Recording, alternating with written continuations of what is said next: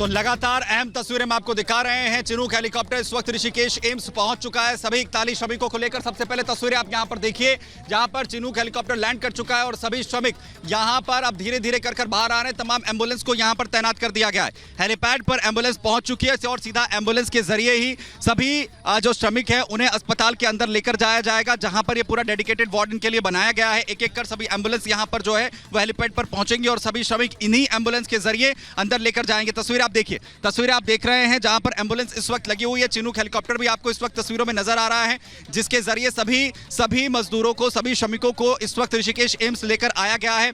बाकायदा एक डॉक्टर्स की टीम जो है वो भी हेलीपैड पर मौजूद है, जो सभी श्रमिकों के साथ डेडिकेटेड वार्ड तक भी जाएगी। और अगले 48 घंटे कम से कम बहुत अहम होने वाले हैं, क्योंकि ऑब्जर्वेशन में सभी श्रमिकों को यहां पर रखा जाएगा। देखिए कैसे एक के बाद एक जो एम्बुलेंस है वो यहां पर हेलीपैड पर पहुंच रही हैं। जो तमाम एम्बुलेंस के जो कर्मचारी हैं वो इस वक्त सभी श्रमिकों को धीरे धीरे अंदर बैठा रहे हैं एम्बुलेंस के अंदर, और एम्बुलेंस यहां से रवाना होगी। और डॉक्टर्स की टीम भी आपको नजर आ रही है, डॉक्टर्स की टीम भी आपको यहां पर नजर आ रही है। कोई भी श्रमिक अगर किसी भी तरीके की दिक्कत उन्हें फिजिकल एग्जामिनेशन में यहां पर लगेगी, डॉक्टर्स यहीं पर उन्हें तुरंत चेक करेंगे और सीधा एम्बुलेंस के जरिए उनके अंदर जाने का जो सिलसिला है वो भी यहां पर शुरू हो चुका है। एक के बाद एक एम्बुलेंस लेकर सीधी यहां से निकल रही है सभी श्रमिकों को। आपको बताएं कि चिन्याली सॉर्ट से लेकर यहां पर सीधा ये चिनूक हेलीकॉप्टर जो है वो पहुंचा है।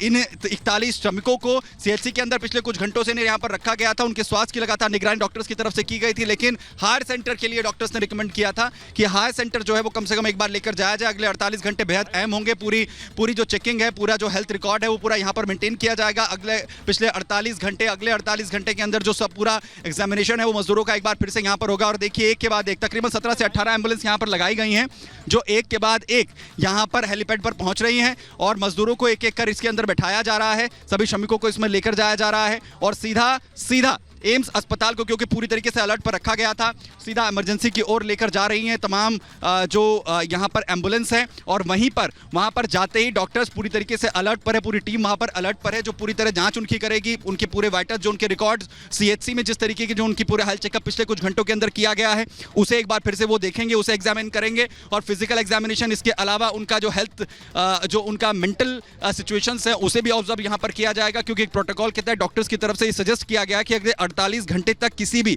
इस तरीके की मुश्किल हालातों में कोई भी शख्स अगर रहा हो उसे मॉनिटर करना बेहद जरूरी है। और ये देखिए जो तैयारियां एम्स अस्पताल ऋषिकेश में की गई थी उसी के तहत आप देखिए एक एक कर 17 से 18 एम्बुलेंस हैं जो पूरी तरह कतार में लगी हैं। और इसके अलावा जो एम्बुलेंस वहां पर श्रमिकों को छोड़कर आ रही हैं सीधा वार्ड तक, उसके बाद वो भी घूमकर वापस आ रही हैं। 41 श्रमिक हैं जिन्हें एक एक कर यहां से लाया जा रहा है। सभी इस वक्त चिनूक हेलीकॉप्टर के अंदर आप देखिए इस वक्त धीरे धीरे करते हुए श्रमिक बाहर निकल रहे हैं। इससे पहले क्योंकि जब खुद जो सीएम धामी हैं वो मुलाकात यहां पर उनसे करते हुए नजर आए थे, और इसके बाद उन्हें चिनूक हेलीकॉप्टर के जरिए ऋषिकेश एम्स के लिए रवाना किया गया। चिनूक हेलीकॉप्टर लैंड कर चुका है, हेलीपैड यहां पर तैयार किया गया था, पहले से ही पूरी तरह की तैयारियां यहां पर कर ली गई थी। तमाम अधिकारी खुद हेलीपैड पर मौजूद थे, डॉक्टर्स की टीम यहां पर मौजूद थी, तमाम एम्बुलेंस को यहां पर तैनात किया गया है। और अब धीरे धीरे कर तमाम श्रमिक जो हैं वो बाहर आ रहे हैं और सीधा यहां से डेडिकेटेड वार्ड ऋषिकेश एम्स जो पूरी तरह बनाया गया है, जहां पर अगले कुछ घंटे बेहद अहम होंगे उनकी हेल्थ मॉनिटरिंग के लिए।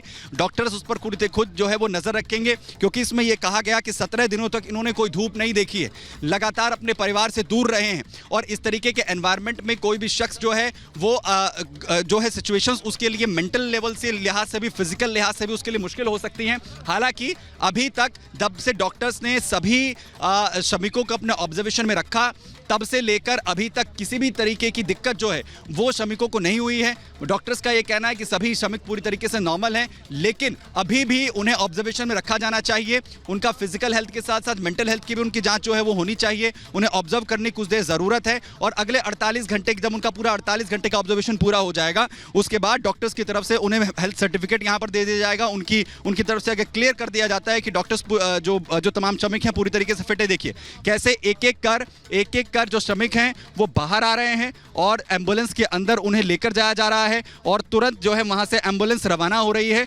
सीधा उस डेडिकेटेड वार्ड ट्रॉमा सेंटर की तरफ। आप देखिए जहां पर इनका एक जो हेल्थ चेकअप है वो सीधा जाते ही शुरू हो जाएगा, सीधा इन्हें एग्जामिन यहां पर किया जाएगा। वो तस्वीरें हमने सीएचसी की देखी थी जहां पूरा एक वार्ड बनाया गया, सभी जो श्रमिक हैं वो एक अपने अपने बेड पर थे, उन्हें नॉर्मल डाइट जो है वो कल से दी गई थी और वो बेहतर उनका जो खाना है वो नॉर्मल यहां पर रखा गया।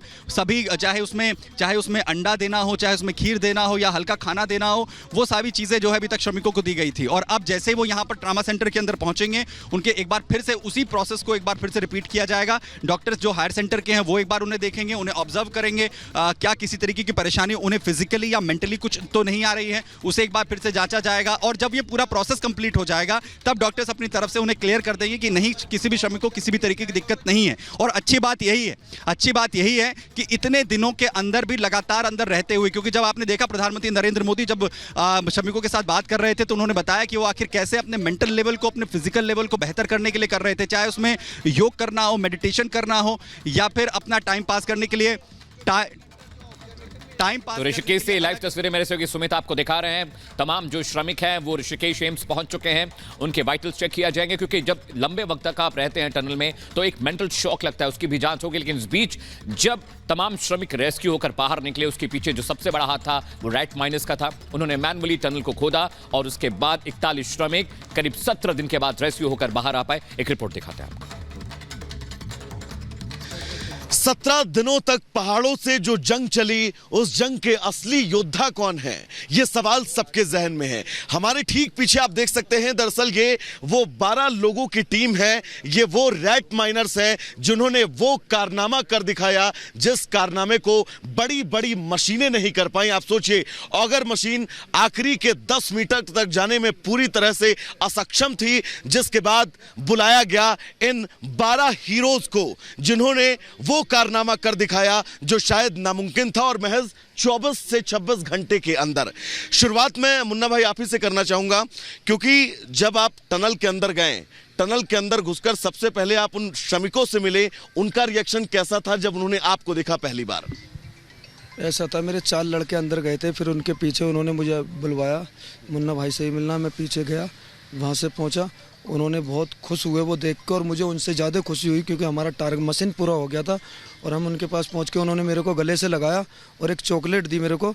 और उसके बाद में फिर वो बोलते हैं अब हम तुम्हें क्या दें, जान दें या भगवान का ओहदा दें या क्या दें तुम्हें, या दौलत दें। मैंने हमें कुछ नहीं चाहिए, तुम्हारा प्यार चाहिए, तुम हमारे साथ वापस चलो, बस हमारा यही टारगेट था। आपको गले से भी लगा लिया था, कंधे पर भी शायद उठाया था। सबसे पहले कौन गया था आप लोगों में? सबसे पहले आप दोनों लोग गए थे। क्या रिएक्शन था उन लोगों का जब आपको देखा उन्होंने? बहुत ज्यादा खुश थे सर वो उस टाइम पे। गले से भी लगाया था, कंधे पर भी उठाया था, सुना हमने। जी, कंधे पे भी उठाया, गले से भी लगाया सबने। फोटो बहुत है उनके पास में। अच्छा, फोटोज तो पूरा देश अब देख रहा है। उन्होंने अंदर खींचे थे हमारे फोटो अपने साथ। अच्छा, अपने साथ उन्होंने फोटोज खींचे थे। आप लोगों के फोन में है वो फोटोज अगर हो तो? हाँ, अच्छा, आपका फोन जमा हो गया था। है अभी हम इनके पास है, मुन्ना भाई के पास फोटो। अच्छा, चॉकलेट किसको खिलाई थी? मुझे भी खिलाई, इनको भी खिलाई, मुन्ना भाई को, जो भी अंदर गए सबको ही खिलाया उन्होंने, पानी वगैरह पिलाया। एक चीज मुन्ना भाई मैं आपसे समझना चाहूंगा, क्योंकि बड़े चैलेंजेस थे, 10 मीटर तक अंतर जाना था, क्या क्या चुनौतियां आई और वो मलबा था कैसा? एक बार उस मलबे का स्ट्रक्चर अगर आप बता पाए। एक तो हमारा जो ऑगर था उसके कटर फंस गया था, उसे काट के वेल्डरों ने काट के निकाला, फिर